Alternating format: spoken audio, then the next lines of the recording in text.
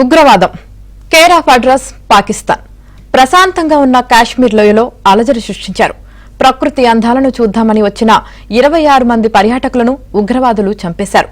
దీంతో భారత్ ప్రతిదాడి ఆపరేషన్ సింధూర్ చేపట్టింది. భారత్ దాడులకు ఏమీ చేయలేని పాకిస్తాన్ సామాన్య పౌరులపై దాడులు జరిపింది.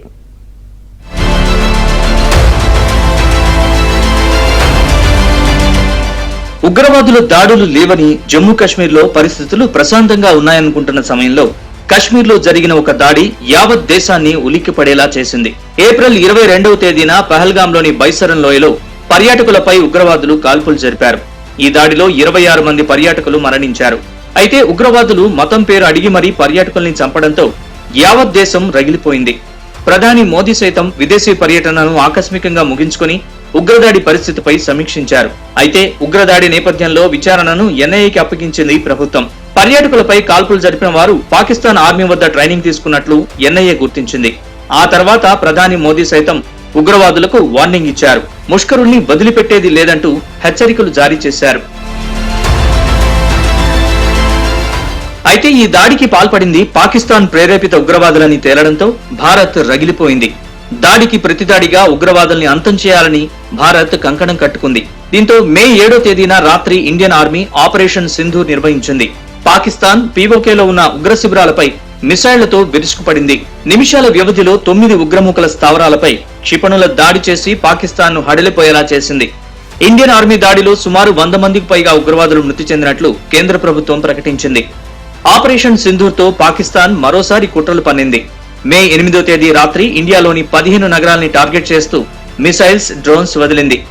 అయితే భారత్ ఆర్మీ, వాయుసేనలు సమర్థంగా తిప్పికొట్టాయి. డ్రోన్లను ఆకాశంలో కూల్చేశాయి. భారతదేశానికి చెందిన కీలక ఎయిర్పోర్ట్లు, వాయుసేనకు చెందిన స్థావరాలపై పాక్ దాడులు చేయడంతో భారత్ సైతం మరో అటాక్ చేసింది. పాకిస్తాన్లోని రావల్పిండి, కరాచీ, ఇస్లామాబాద్ తో పాటు కీలక ప్రదేశాలపై భారత్ డ్రోన్లతో దాడి చేసింది. ఈ దాడుల్లో పాకిస్తాన్ కు చెందిన ఎయిర్ డిఫెన్స్ సిస్టమ్ తో పాటు యాంటీ డ్రోన్ పరికరాలు, పలు విమానాశ్రయాలు ధ్వంసమయ్యాయి. ఇలా వరుస దాడులతో పాకిస్తాన్ ను భారత్ ఉకిరిబికిరి చేయడంతో పాక్ సైన్యం మాత్రం భారత్ లోని సామాన్యుల్ని టార్గెట్ చేసుకుంది. జమ్మూ సరిహద్దుల్లో పలు ప్రాంతాల్లో సివిలియన్స్, దేవాలయాలపై దాడి చేయడంతో పదుల సంఖ్యలో మరణించగా పలువురు గాయపడ్డారు.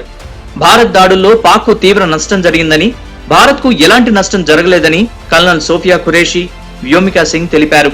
There were attempts made to say that our S-400 at a northern base was destroyed, which was completely false, and that it was destroyed by a JF-17. It was a false information. Also, that the BrahMos installation was attacked and it was destroyed was false. The destruction of airfields at Srinagar, Jammu, Pathankot, Bhuj, Nalia, etc. was also a false claim. ఓవైపు పాకిస్తాన్ దాడులకు భారత్ ప్రతిదాడులు చేసిన సమయంలో ఇండియాపై పాక్ విష ప్రచారం చేసింది. పాకిస్తాన్ లో మసీదులపై భారత్ దాడి చేసిందంటూ అసత్య ప్రచారం చేసింది. అయితే భారత్ మాత్రం కేవలం ఉగ్రవాద శిబిరాలపై మాత్రమే దాడులు చేసినట్లు ఇండియన్ ఆర్మీ తెలిపింది. అలాగే భారతదేశానికి చెందిన S-400 ఆర్మీ బేసులపై దాడి చేశామని తప్పుడు ప్రచారం చేసింది. అయితే JF-17 ఫైటర్స్ భారత్ పై దాడి చేశాయంటూ పలు సోషల్ మీడియా ప్లాట్ఫామ్స్ లో పాకిస్తాన్ పోస్ట్ చేసిందని, అలాంటిదేమీ జరగలేదని భారత ఆర్మీ స్పష్టం చేసింది. Stop all military activities at sea, on the air and on the land, and the Indian Navy, Indian Army and the Indian Air Force have been instructed to adhere to this understanding. Over the past few days, through our various press briefings, what has also happened is that there is a significant amount of misinformation that is being undertaken from the other side.